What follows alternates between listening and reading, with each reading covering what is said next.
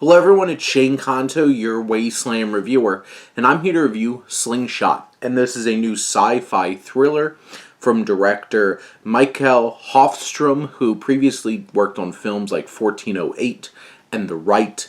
And this film focuses on John, played by Casey Affleck, who's on this big mission to Saturn's moon Titan, where they have to slingshot around Jupiter. And you have the captain, played by Lawrence Fishburne, and Tomar Capone, who plays Nash, the third man on this trip. And for some ungodly reason, they're using these drugs for their hibernation that causes crazy hallucinations. So, that's a smart idea, for sure, and not going to cause any issues at all. And this movie quickly goes off the rails. Both from like a story standpoint for the characters and then also for the audience, to be perfectly frank. This film certainly has its tension, and Hofstrom has shown that he can craft tension with 1408 and other films, and a claustrophobic kind of thing as well.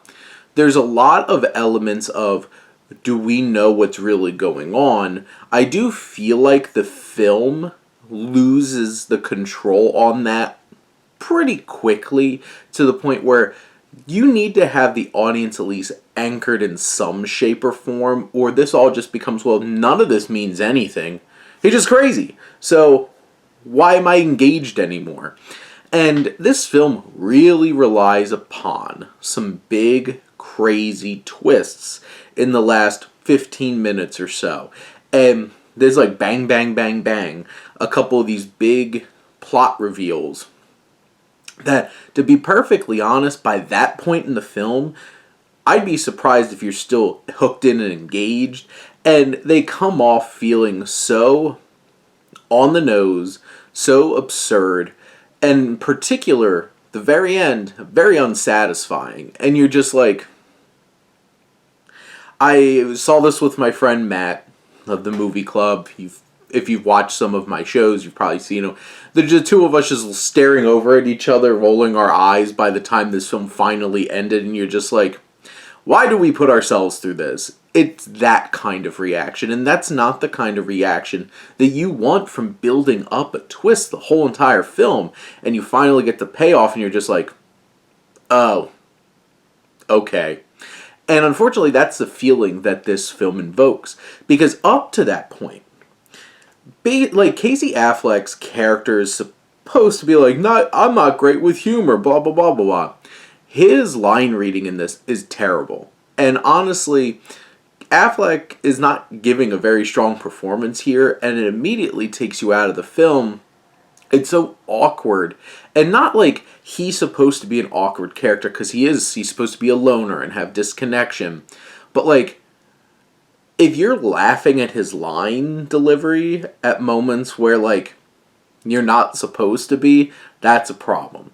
And when this film tries to make the most awkward comic relief moments, and you're just like, I thought I was supposed to be feeling tension in this scene. People complain about, like, Marvel movies for cracking their own tension by throwing in jokes at the end of every heavy moment. This is worse. Like, this movie is infinitely worse. So Affleck's performance is so off and just disengaging. Like, it was to the point where, like, I don't know if I would as far as say, like, Mark Wahlberg from The Happening, but there was moments where some of his line delivery, I'm like, this kind of reminded me of The Happening, and that's not a good thing.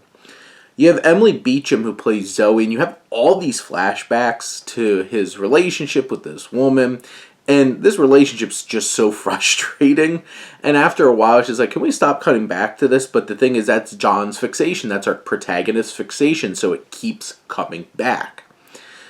Lawrence Fishburne is a really talented actor, and here, he is hamming it up. He is the most entertaining part of this movie.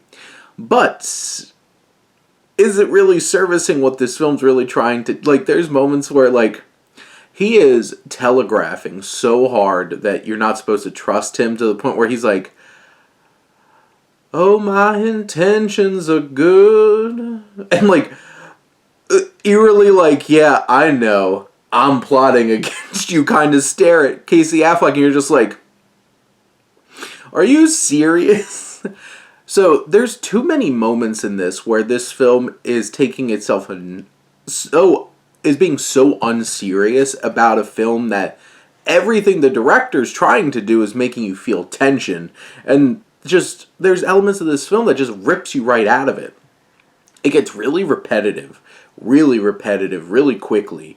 And this film is an hour and 50 minutes, and it feels it. This could have been leaner, could have been like so much better paced, but it just keeps drawing things out. You get a lot of things in the first scene that they do it because the movie's so heavy-handed, and then tries to give you 5 more scenes where it's trying to like, but is it? And it's just like, yes it is. We get it. We got it like 25 minutes ago. So in the end, this film has potential. It had an interesting concept. In a vacuum, some of these twists some of them might have been particularly interesting. But in all the poor execution of this film, this all just feels so cliche and awkward and clunky. And by the end, I'm just like, I wish I didn't sit through an hour and 50 minutes of this. But those are my thoughts on Slingshot. Let me know what you think, and let's talk some movies. But thank you as always for tuning in and supporting your Wasteland reviewer.